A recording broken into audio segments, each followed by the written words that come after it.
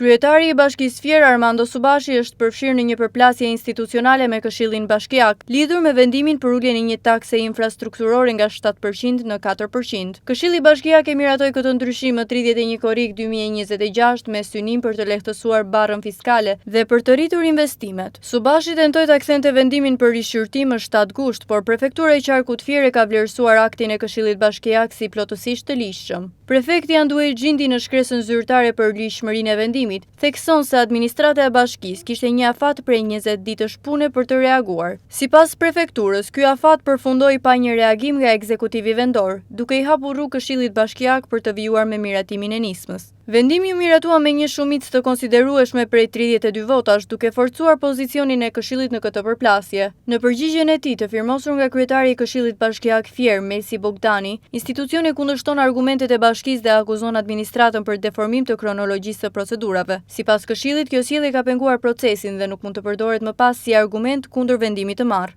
Një tjetër pikë e fortë e debatit lidhet me pasojat financiare të uljes së taksës. Subashi ka pretenduar se kalimi nga 7% në 4% do t'i shkaktonte buxhetit një deficit prej rreth 30.4 milion lekësh, kundrejt një plani vjetor prej 71 milion lekësh. Këshilli Bashkiak kundërshton këtë përllogaritje duke argumentuar se bashkia ka arkëtuar tashmë rreth 60 milion lekë gjatë vitit 2026, por sipas arsyetimit të Këshillit edhe në rast se nuk do të mblidhej më asnjë ardhur nga gushti deri në fund të vitit, diferenca ndaj planit vjetor do të ishte rreth 11 milion lekë dhe 30.4 milion lekë. Këshilli Bashkiak kundërshton gjithashtu idenë se ulja e taksës do të sillte domosdoshmërisht më pak të ardhura. Në këtë këndvështrim, ulja e taksës shihet jo vetëm si një lehtësim për bizneset dhe investitorët, por edhe si një mundësi për të gjeneruar më shumë aktivitet ekonomik dhe të ardhura në afat më të gjatë. Përplasja përfshin edhe argumentet kushtetuese dhe juridike. Pretendimi i kryetarit të bashkisë se ndryshimi i taksës krijon pabarazime subjekteve të reja dhe atyre ekzistuese, kundërshtohet nga Këshilli, i cili argumenton se ndryshimet në politikat fiskale kanë efekt për të ardhmen dhe nuk bien në kundërshtim me parimet kushtetuese. Po kështu hidhet poshtë edhe pretendimi se Këshilli Bashkiak nuk mund të ndryshojë nivelin e taksës pa një propozim nga ekzekutivi duke i referuar nenit 64 të ligjit 139/2015, i cili i njeh këtij organi kompetencat në përcaktimin e politikave fiskale vendore. Përtej debatit konkret për taksën, kjo përplasje nxjerr në pa një çështje më të gjerë mbi raportin mes ekzekutivit dhe legjislativit vendor. Këshilli Bashkiak Fier po përpiqet të afirmojë rolin e tij si një institucion me kompetenca reale në vendimmarrje lokale dhe jo thjesht si një organ që miraton automatikisht propozimet e kryetarit të bashkisë. Miratimi i vendimit me 32 vota dhe mbështetja që ai ka marrë nga prefektura për ligjshmërinë e tij e kanë forcuar ndjeshëm pozicionin institucional të Këshillit.